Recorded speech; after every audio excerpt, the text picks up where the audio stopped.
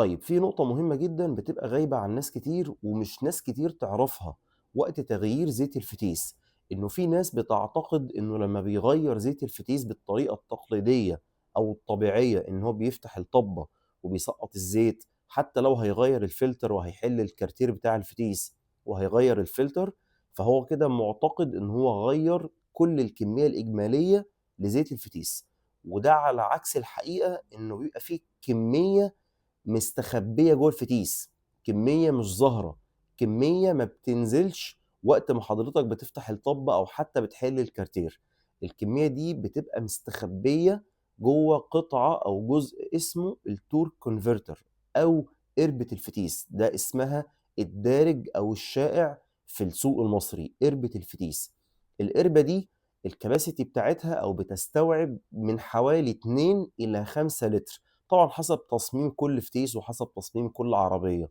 يعني إحنا بنتكلم إنه قربة الفتيس تقريبًا بتبقى شايلة تقريبًا نُص كمية زيت الفتيس،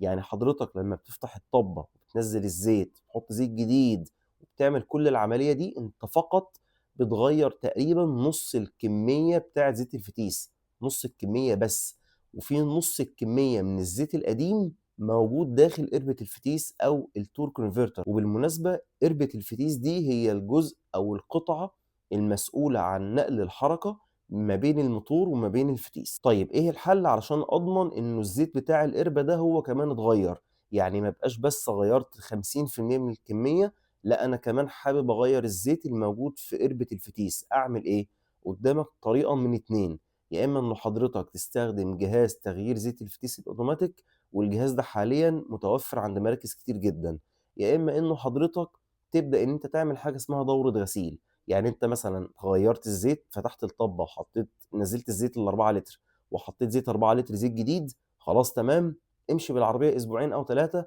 وارجع تاني للمركز غيّر الزيت من تاني، يبقى أنت كده ضمنت إنه الزيت اللي أنت حطيته ده اختلط مع الزيت القديم الموجود في القربة، بالبلدي كده غسلنا القربة بزيت جديد. وتبدأ تنزّل الزيت تاني وتحط زيت جديد، يبقى أنت ضمنت إنه على الأقل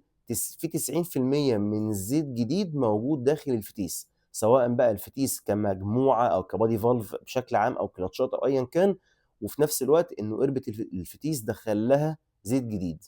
بس دي النقطة اللي أنا كنت حابب أوضّحها لكم، وخصوصًا الناس اللي عندها مشاكل في الفتيس وبتعتقد إنه لمّا بيغيّر الزيت من عن طريق الطَّبْخ هو كده غيّر الزيت بالكامل، لأ. أتمنى ما أكونش طوّلت عليك، سلام عليكم.